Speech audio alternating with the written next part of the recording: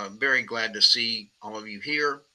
My name is David Dodd. I am the Chief Executive Officer of the International Sustainable Resilience Center. I'm also the Vice Chairman of the Institute for Sustainable Development. We are partnering to launch an Academy of Community Resilience and Development. This course is an introduction to that academy, but there will be much, much more taught to empower communities, states, local governments, uh, county governments to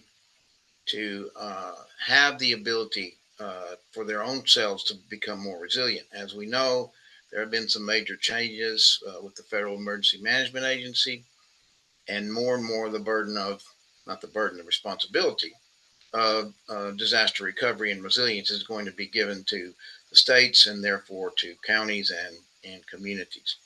So, where we are starting is with economic resilience. My background is economic development. All those letters you see after my name are all certifications in economic development. And so it's a natural thing for me to be teaching this today. We want this to be interactive. Please don't hesitate to put questions in the chat. Stephen Jordan, who's my partner in crime, the CEO of Institute for Sustainable Development, can read those to us as we go along. So, what is economic resilience? It's really resilience through the economic lens. We know resilience is the ability of a community to better withstand and recover more quickly from adverse events of any kind. Economic resilience is dealing with the businesses and economic development efforts to be able to do that. Incidents, though, we have a broad definition. Natural disasters, man made disasters. I worked for 2 years after the BP oil spill in the Gulf of Mexico.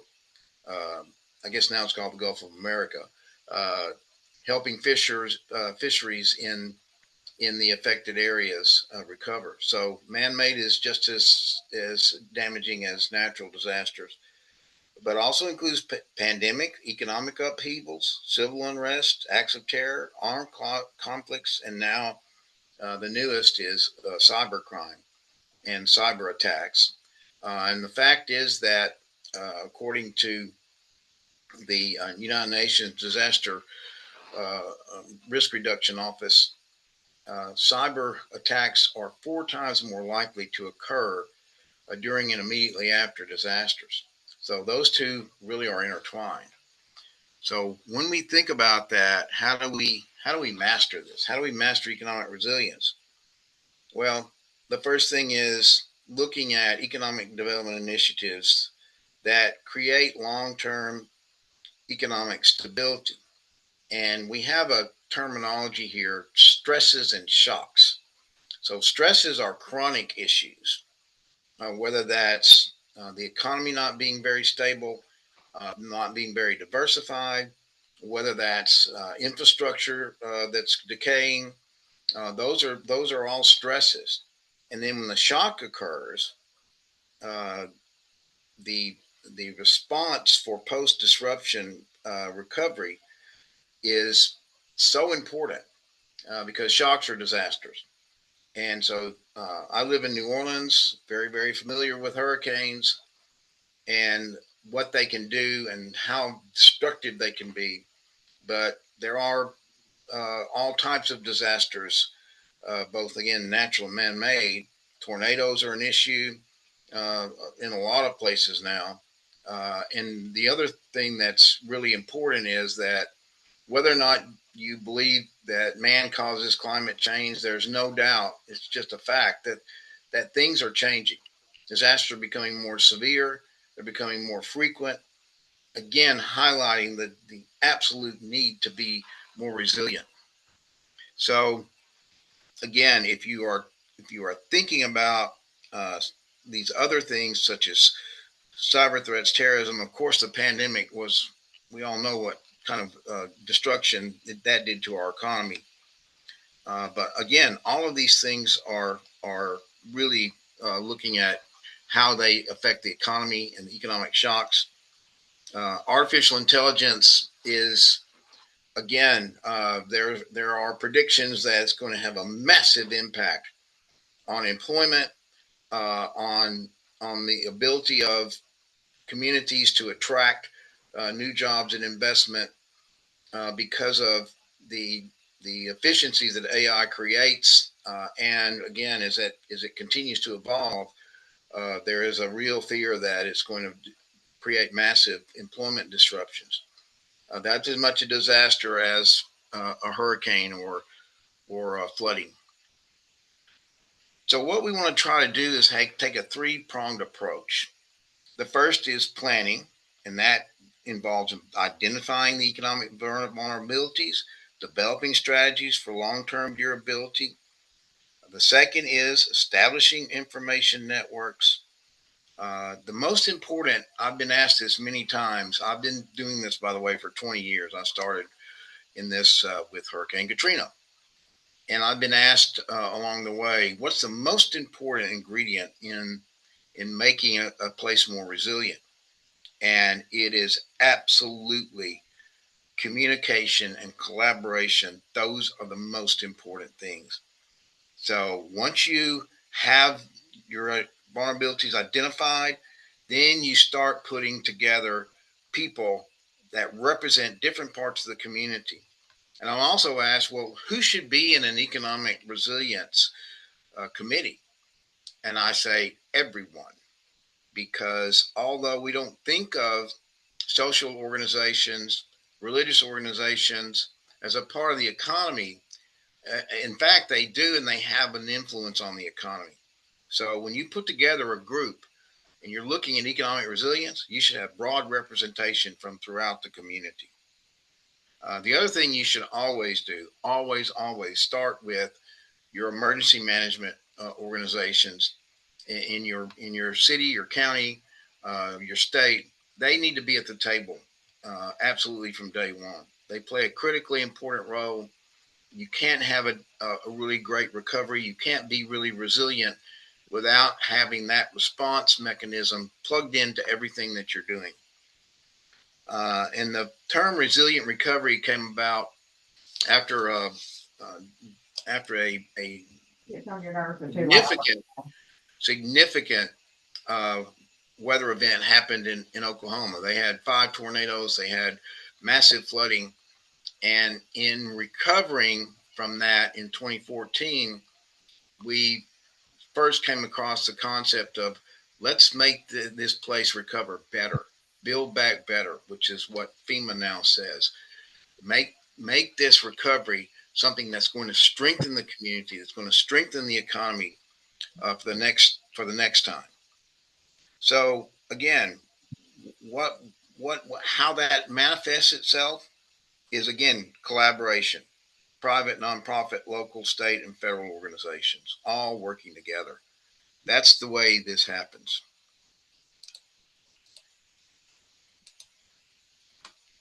So what are the steps? There are 6 major steps. The first is, again, to organize. I've already spoken to what you need to do to form a task force for economic resilience, bring everyone to the table, and then do a comprehensive assessment. Where are the vulnerabilities in your economic structure, the types of companies you have, how well are those companies doing, but also the physical side, the infrastructure. How is your infrastructure? How are your roads, your bridges? If you're in a port city, how does your port?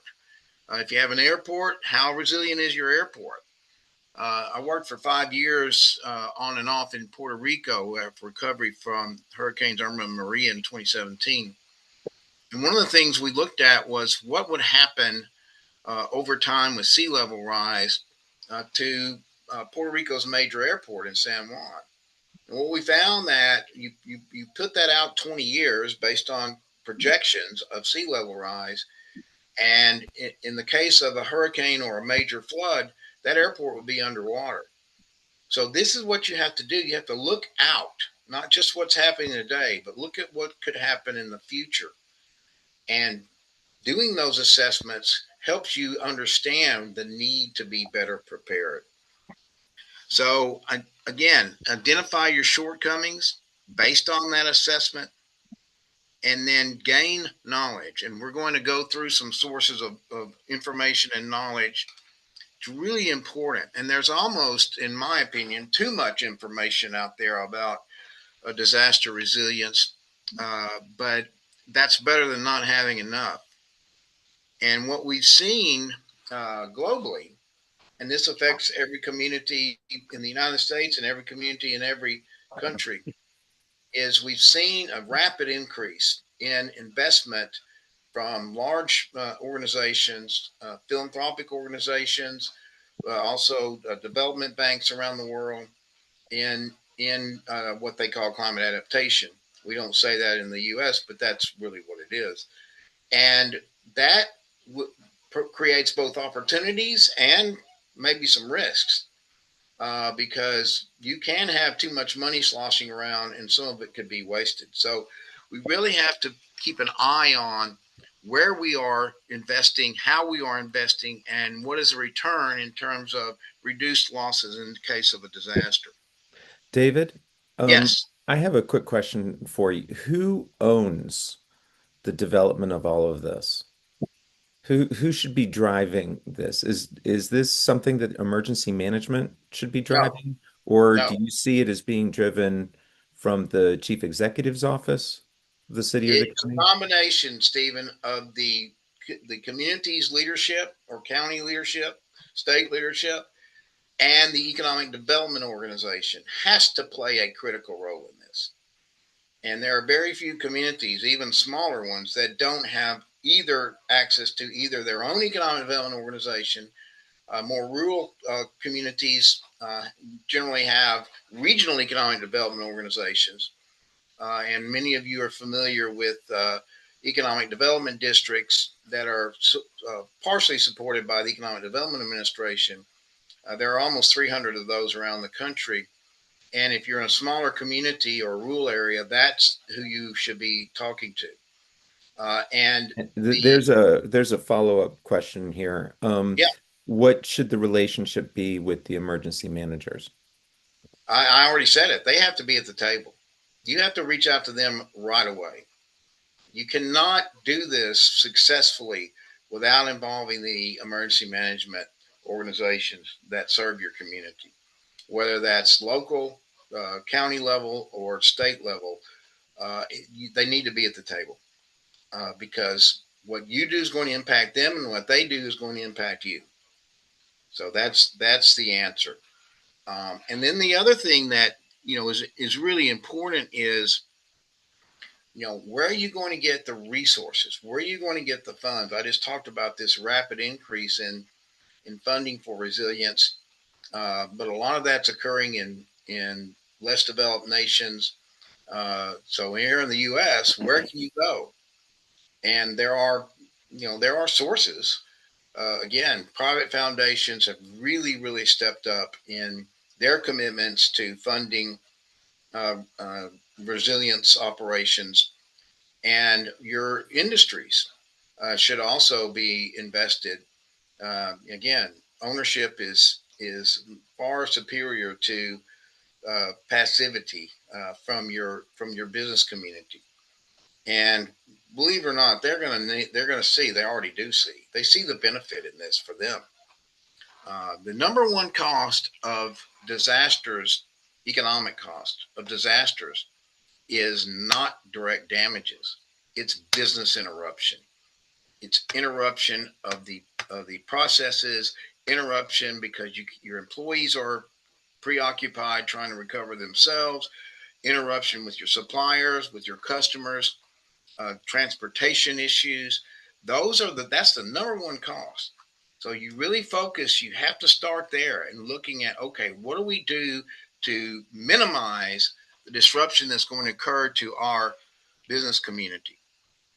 And then the last thing is creating a step by step action plan. What are you going to do first? When are you going to do that? Who's going to be responsible for that? How do you measure that? And why? Why are you doing this? All of those questions have to be answered. Going back to identifying the vulnerabilities, that first photo is a port in Japan. I was honored to develop the economic recovery framework after the Japan East Coast earthquake and tsunami. And that tsunami carried that boat and put it right on the dock. So, you have to look at, okay, what are the things that we really are most vulnerable with? What are those things? Again, if you're in a low-lying area, do you have flooding issues? If you're in an area that's prone to hurricanes, how do you deal with that? How do you deal with tornadoes? How do you deal with wildfires? I mean, our friends in California are still trying to recover from that. So again, the economic challenges that could arise, and when you're looking at this, is are you dependent on just two or three industries? How do you focus on those industries to make sure they are as resilient as possible? What are the workforce education gaps? Having a well-educated workforce and having the skills that are needed is so important, especially after a disaster, because they've got to make up. They've got to make up for lost ground. What are your infrastructure deficiencies? Broadband access is still an issue in a lot of rural America, even today. Now we have the satellite systems now that can make up for that, but is everyone plugged into that? Again, you cannot have a decent recovery without robust communication. And so if you recognize these weak points, then that helps you understand what are those steps you need to take to make your economy more resilient. So the early warning issue has really risen to the top of the heap when it comes to uh, making places more resilient. So economic dashboards and reports, collaboration with emergency management agencies, and there is such a thing as a business emergency operations center.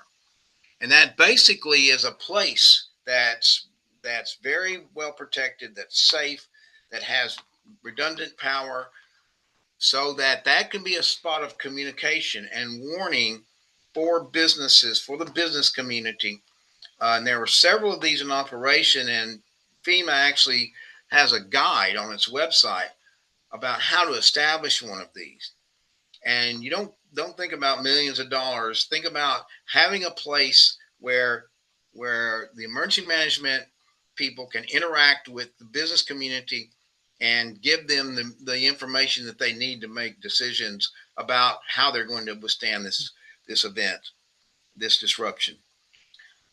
So again, these are all things that are critically important.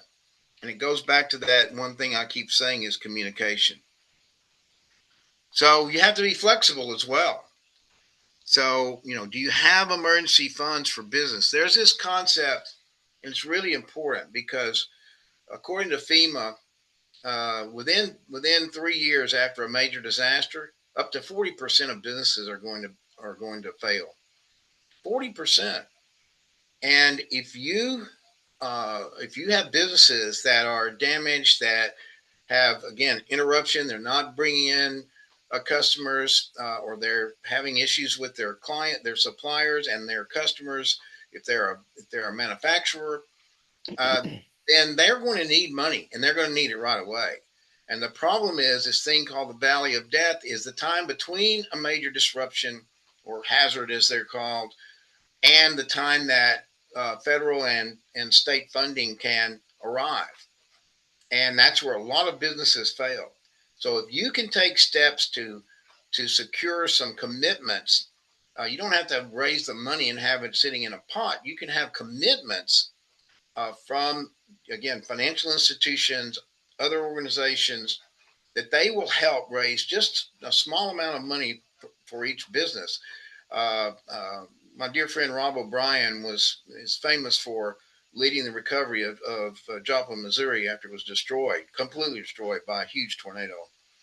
And in the business community, they were all saying, "There's no way we're going to survive." Well, Rob and some of his colleagues raised funds. They raised funding to be able to help these businesses, and the funding, the assistance they were given was not hundreds of thousands of dollars. It's enough for them to survive. 20,000, 15,000, and that's been cited as a best practice nationally and internationally because it's so important and it's often so overlooked. So the the best way to prepare for something like this is to simulate it. And there is a whole discipline in what they call tabletop simulations. So you gather everyone, you say, we've been hit by an F5 tornado. This is the damage. How do we deal with this? And that kind of real life simulation can really help when that disaster actually does occur. Workforce adaptability through retraining programs is really important. There are funds for dislocated workers who've been dislocated because of changes in the economic landscape due to disasters or due to upheaval. Again, hazards are there. So look into that. And again, we have some website addresses coming up, and we'll share this obviously with everyone. The meeting's being recorded. You'll be able to see it on recording too. The other thing that you have to do is you have to look at the region that you're located in. What is the regional vision? What are the strengths that you can promote to attract investments, to diversify your economy? Highlighting assets and opportunities, encouraging proactive resilience measures, and frame shocks as opportunities for reassessment. Who would have ever thought we would call a disaster an opportunity? But it does create an opportunity to really see where your weaknesses are in your economy, where the things that are most vulnerable need to be addressed. And again, information, communication, that is it. So collaborating across sectors to share information and data post disruption. What happened? How can we recover from this, and then how can we recover in a way that makes us stronger the next time? Mobilizing support, getting everyone in the community involved, and I have a couple of examples of that a few slides ahead of this. Enhancing preparedness through role awareness. Who's doing what? Who's responsible for what? And if there is a gap in that, who can fill that gap? Those are all really important questions. There's a great example of this type of information and collaboration through the Louisiana Business Emergency Operations Center. And so there were 8 regional economic development organizations, economic development districts they're often called, in Louisiana, engaged with the Louisiana Business Emergency Operations Center. So Louisiana had an emergency operations center, but it was an overall one. But what they did is they said, let's focus on the businesses, and we'll set up within the overall emergency center. We'll set up a subset of that to deal specifically with the business community. And so it provides real-time communication during disasters and programs to help businesses prepare before the disaster. So that's an important component of resilience. You don't have to have one of these, but if you have an emergency operations center, if you're working with your emergency management organizations, you can often find that that's a way to do that. And it's again something that most any community can do. My mom is from Granny. So the thing to really think about is having all this done before the disaster. So develop comprehensive strategies to align economic development with hazard mitigation, to promote major employers for prioritize major employers for quick recovery. Generally, in most communities or cities, you're going to have major employers that really are the backbone, and they support all the other businesses, whether it's suppliers, small business suppliers, or the restaurants and the grocery stores and the places where people that are paid by that industry go shop. You have to keep all of that in mind, and then support local procurement and hiring during recovery. A friend of mine in coastal Louisiana, Lafourche Parish, that is very prone to hurricanes, and also with coastal erosion in Louisiana. A lot of money was going to huge contractors, uh, both for recovery and for, again, coastal protection. And so they established a coastal procurement assistance center that helps these smaller contractors, these smaller businesses, understand the process and understand how they could either contract directly for recovery or subcontract with a larger contractor. And it's been a real success. I would encourage you to check that out. So, what are the components? What are the development practices? Well, the components are diversifying, again, to stabilize economies. And we've all, anyone in economic development knows about cluster based developments where you focus on uh, groups of industries that have come to an area because of certain positive reasons, and you work with those to help them continue to grow and diversify. It really helps in the diversification issue of an economy, so it's not dependent on just one or two industries. And now there's a movement. This is being led by the United Nations Office for Disaster Risk Reduction, and it's called No More Disasters. And one of our uh, wonderful fellows, Steve Kaufman, loves to say that.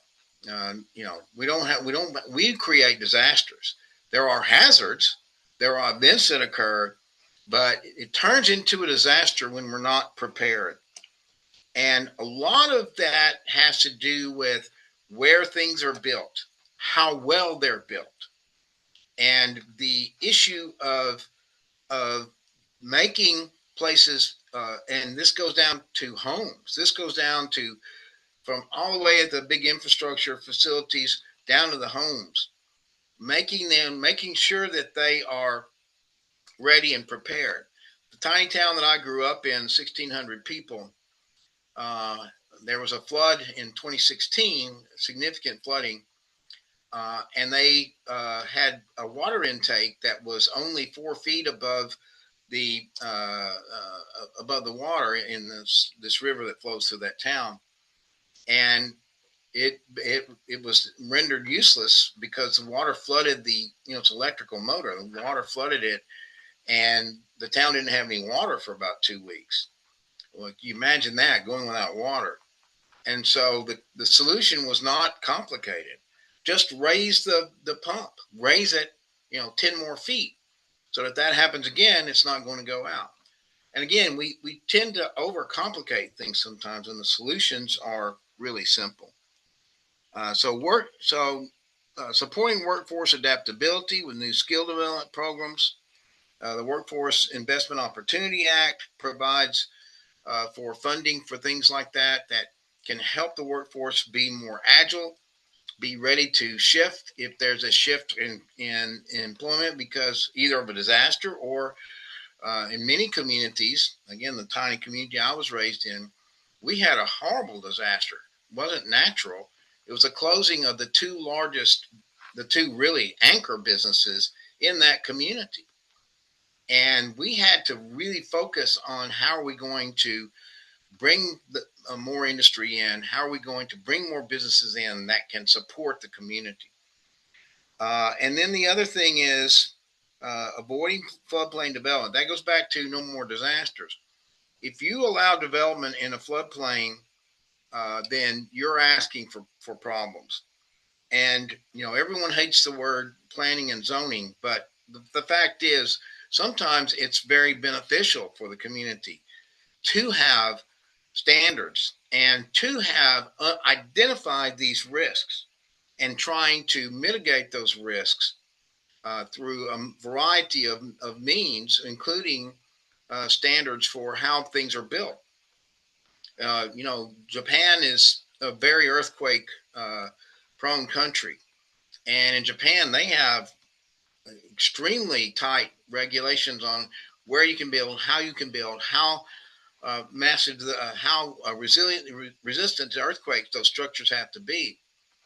And when the Fukushima earthquake and tsunami, the East Coast earthquake and tsunami happened in Japan, it wasn't the earthquake that did the damage. It was a tsunami because most of the buildings in those communities were earthquake proof. So again, you really need to be thinking about these things. Preserving natural buffers. The new buzzword in resilience is nature-based solutions. And things like mangrove groves that can protect from, serve as a natural barrier to flooding and hurricanes, to coral reefs, which also act as a barrier, to planting vegetation to absorb some of the stormwater that comes when flooding occurs. Those are all important solutions, and there's a lot of information on how you can do that in your community. And then protecting your critical infrastructure, protecting again your water, your electricity, and now of course communications, your telecommunications. Protecting that is so important. And there's a reason they call it critical, because it's really necessary for a community to be able to both resist the damages but also recover more quickly. So resilient recovery strategies should have these elements. First, defining the roles and responsibilities. That's so important. And again, putting a task force together and defining those roles is the very first step you have to do. And then prioritize the actions. What are the things that need to be done now? What are the things that are urgent and important? We all remember Stephen Covey and his four areas as urgent and important, important but not urgent, uh, urgent but not important, and neither one. And so you have to stay with the things that are urgent and important first. That's where you have to prioritize. What things need to be done right away, and how important is it these things are done. And then integrate your resilience into your economic development goals. I mentioned the economic development districts that are all over the United States. Chances are you are covered by an economic development district. They are required. They have to submit a 5-year plan. Every 5 years, they have to what they call a comprehensive economic development strategy. Where about 12 years ago, the Economic Development Administration said, "Guess what, guys? You can't submit a plan and have it approved." And that's how that's their justification for providing grants and for providing support for these economic development districts. You can't have a plan approved unless you have a component that deals with disaster resilience. And the guidebook to show these organizations how to put together these economic development strategies is 28 pages. And a fourth of that is dedicated to resilience. That's the importance that the Economic Development Administration puts on resilience, and it's the importance that all of us should put on economic resilience. So the Oklahoma Resilient Recovery Strategy, that is really the guidebook that was adopted by FEMA in moving from just recovery to resilient recovery. And there's a link to it there. It was done 10 years ago, but the principles don't change. They're still very relevant. And then this is what's really important to me. Again, coming from a very small community, this is not just for cities. Communities of all sizes can have resilient recovery. There was a huge tornado just north of Little Rock, Arkansas, that destroyed two communities, one tornado, and they were about 20 miles apart. Mayflower, which is closer to Little Rock, and then Bologna, which is about 30 miles from Little Rock, and Bologna was destroyed. 85% of the businesses in that town were inoperable. And they worked so hard to ensure that those businesses could survive. One thing they did is they converted the school's gymnasium into a mini mall where these businesses could all co-locate and people could still shop. They could still, make things and sell things, and that was huge, a huge help in their recovery process. The other thing they did is they they teamed with a nonprofit organization called Kaboom, and Kaboom provides playground equipment for underprivileged areas. Well, they were disaster stricken, so they qualified.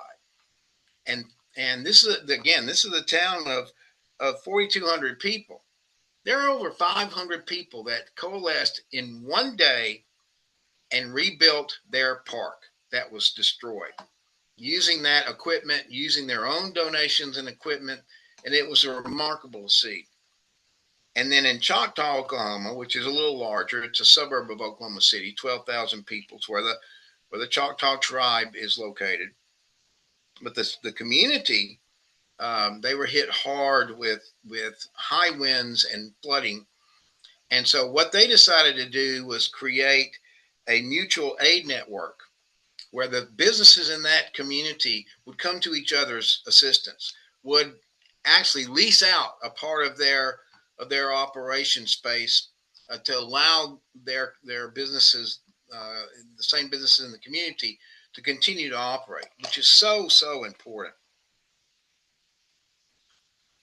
So, economic development organization, you asked this question, Stephen, early on. They should lead the effort to coordinate recovery initiatives, to serve as data hubs for economic resilience, to be a liaison with federal, state, and local agencies for the economy, for the economic recovery.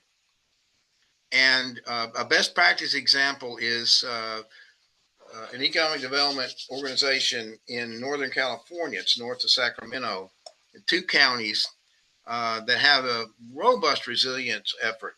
And they looked at all of these things: workforce, they looked at housing, they looked at their supply chains. Are the businesses in that community able to source locally in the case of a disaster and they have other suppliers that may be cut off? And they looked at healthcare. And they inserted all of that into they're an economic development district that I mentioned, and this is their comprehensive economic development strategy. And that component is very robust. So I left the website address there for that. So we have to get down to who's going to do what, by when, how are they going to do it, and how do they measure the results. So this is really at the heart of economic resilience. So you start with the values of the community. What is the vision that the community has to be able to preserve its economy and recover more quickly? How does that convert into a mission? And the mission is taking the vision and putting it into action. And then SMART goals, which we all know, they're strategic, they're measurable, they're time sensitive, they're embedded with this issue of how do we build resilience in the economy, and then the actions. So again, they have to be measurable because you want to be able to show, and this is something those of you that have connections or are in economic development, the newest risk, major risk in corporate investment decisions is a disaster risk. So if you can show that your community, your economy is taking steps to be more resilient, then that's going to lessen that risk, which is what economic development is all about. It's lessening risk. It's lessening risk and increasing return for companies. So if you can do that, then you should promote that. We have an economic resilience strategy. We're working that strategy. Here's what we've done. That's really, really important and can really help in attracting jobs and investment. So I have current underlined and in uh, italics because we don't know what's going to happen with FEMA. Just events that happened this week lead to the understanding that FEMA is not going to be what it was.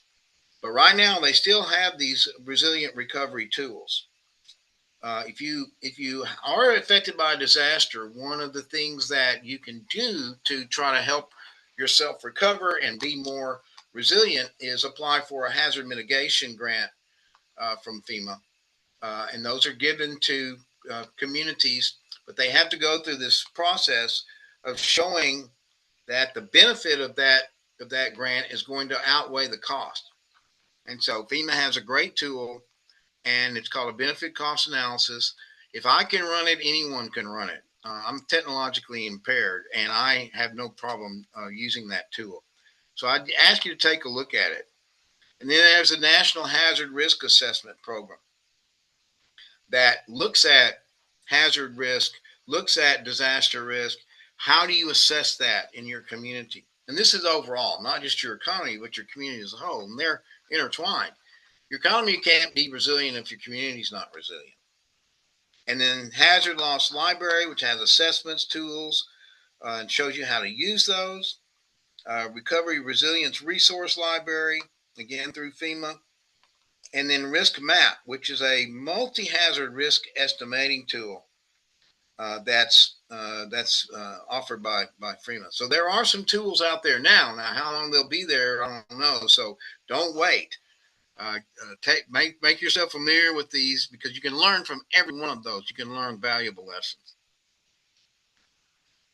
Uncertain times demand new action, and this is the introduction to the academy. So the Institute for Sustainable Development, the International Sustainable Resilience Center as partners, we see the need to train and build capacity in state and local jurisdictions. And in response, we are launching this academy for resilient economic resilience and development.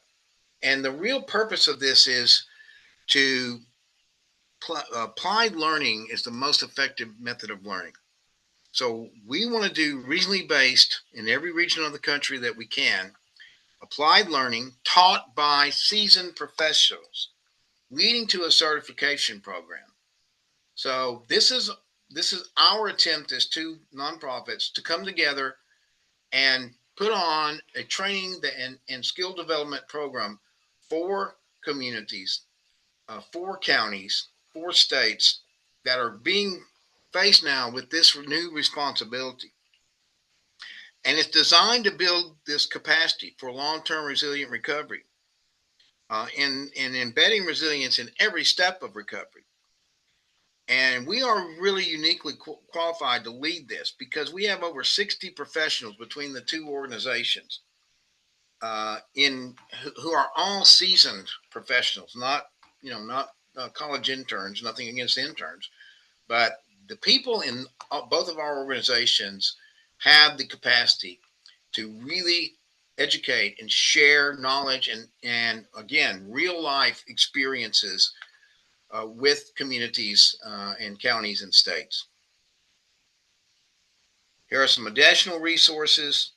IEDC really has, and one of our fellows in the Institute for Sustainable Development, Lynn Knight, developed this. It's restoreyoureconomy.org. It's by the International Economic Development Council. If you're in economic development, you know what that is. But that site is really, really effective, and it can really help you fill in the gaps between what I've said today and run through today and what you really need to do. So I would highly encourage you to see it. And then FEMA, again, has this Business Emergency Operations Center guide. I told you about that earlier. And then the National Association of Development Organizations, which is the National Association of all the economic development districts around the country. They have a comprehensive economic development strategy resilience guidance, and it's located there. So in conclusion, and I hope, Stephen, we have some questions to read off. As disasters continue, to to become more intense, more frequent, we're going to have to embed resilience into our economic efforts, into our economies. And again, reducing impacts and accelerating recovery, that is why we do this. And our academy is designed for that purpose to empower states, counties, and communities to shape their own future.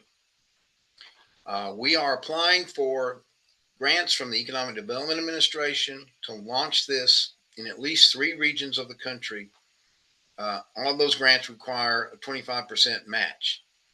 So we're asking you to inform your networks, let them know that this is happening, and that this funding is really needed, and it's needed to help, again, to help communities, to help counties, to help states take on this additional responsibility for recovery from disasters. So, Stephen, what do we have? We have questions. Well, I'd like to flag Iva Kaufman, if you want to come off mute. Love the applause too, by the way.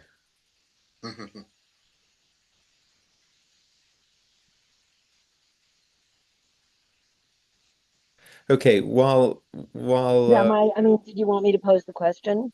yes, please. Oh, yeah. So my question is, have you been collaborating with Richard Sealine at Future Proofing America, formerly the Resilience Innovation Hub?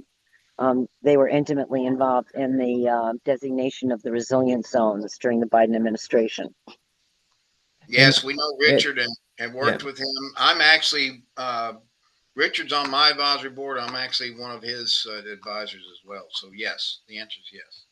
and Terrific. Okay, so we can figure out how to cross collaborate here. yeah, and Iva, can you tell us a little bit about the American Sustainable Business Network? Oh, sure. American Sustainable Business Network is a nonpartisan affinity of business leaders focused on sustainable and regenerative businesses. It's existed for now since the early first Obama administration and works across a number of policy issues. It's really the voice of business leaders on policy issues that are fundamental to regenerative strategies, circular economy, and it's organized by affinities and working groups. It umbrellas probably over 100,000 businesses if you count the B Corps and the Bali members who are a part of it. Well, thank you for joining us. David, Oh, thank you. Yeah, I was directed to you by Richard Sealine, the former policy director at ASBN. well, thank you very much for joining us. David, there are two questions that are kind of like together here. Okay. Um, One is, how do we get started?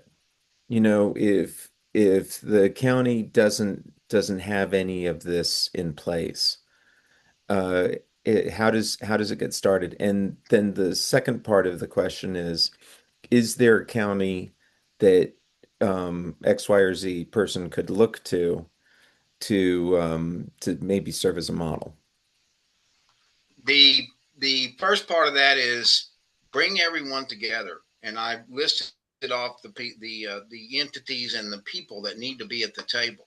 So you need the community leadership, you need the county leadership, you need the emergency management, you need the Chamber of Commerce, the Economic Development Organization, community organizations, again, faith based organizations. Everyone needs to be at the table because everyone in a community is dependent on the economy of that community, right? I mean, unless you're in a city that has nothing but wealthy investors, I mean, wealthy people, you pretty much need the economy, and even wealthy people need their Ferraris and their Porsches. So, that's the answer though, is to pull everyone together and say, look, we've heard this, we believe this is something that's really important. Can we work together to try to implement uh, actions that can make our economy more resilient? The second part of that is there are several great examples of communities and counties that have come together. Moore, Oklahoma, was destroyed by a tornado in 1999. They rebuilt, and then it was destroyed again by a tornado in 2014. That community is about as resilient as you can get. It's a community of about 25,000 people. It's a suburb of Oklahoma City, Deidre Bolton is their economic development person, and she knows resilience better than most of us. We can put you in touch with her if you'd like to talk to her about what they've done because it's amazing. It really is. If I can add a little bit, I think part of what this person seems to be getting at is that they don't have a budget, and they're trying to figure out how to mobilize support to have that convening. Right. And I would just say that this is one of those situations where emergency management often has the resilience brief right now. And it's very important, I think, for economic development leads, business support organizations, et cetera, to be additive and to be complementary. And if you frame it right, you can be going to the emergency management community and saying, hey, look, we can add to your capabilities. And if you can make it clear that this is about bridge building and networking, there are a lot of emergency managers who are receptive to this. And I kind of liken it to the within a business, how the engineers think marketing is like strange voodoo, and the marketers look at the engineers and see math and run away. But Yeah. both are complementary to each other, and you have to have both functions within to have a successful enterprise. And this is one of those situations where the emergency management and the economic development folks really need to complement because the emergency management people are doing a great job.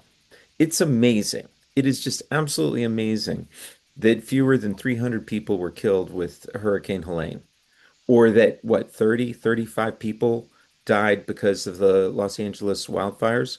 Now, every death is terrible, but when you compare that trajectory to what it was, the emergency management community is doing fantastic. The problem is that they are getting dinged and scored because of two factors.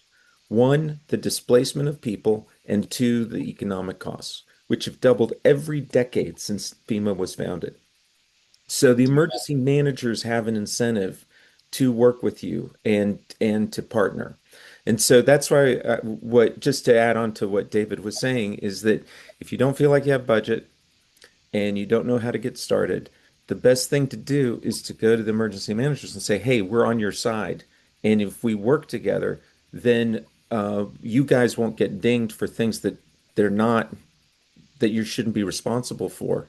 And on the other hand, we can help our community in terms of risk adjusted rate of return because we're lowering the risks and enhancing community continuity." Thanks, David. Anything else? Anyone else? Well, you know what? I subscribe to the rule that uh, if you can finish early, you've got 10 points on someone that finishes late. So I'll take that 10 points. Thank you all so much for coming. This has been really great, and hopefully, again, if you have follow up questions, do not hesitate to contact us. You have the ability to do that because you're all you see everyone else on the invitation, and I'd love to hear from some of you and have some more discussions as I know Stephen would as well. So thanks Can I make everyone. one quick advertisement? Sure. Next week on December 18th, a number of fellows of the Institute for Sustainable Development and ISRC are going to come together at noon Eastern Time to talk about which communities have inspired them this year in terms of resilience, or for larger cities or countries, what programs or policies have helped to move the needle in resilience. So if you are interested in joining, it's free to join. It's going to be an expert discussion on, which communities have really gone above and beyond this year. And I think all inputs are welcome. Well, that's the answer to the question that the attendee asked about.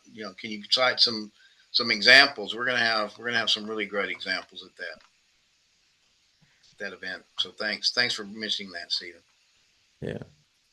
Okay, everyone, thanks so much. Have a great rest of your day. And again, we're here. Don't hesitate to contact us. Thanks, everybody. Thank you very much.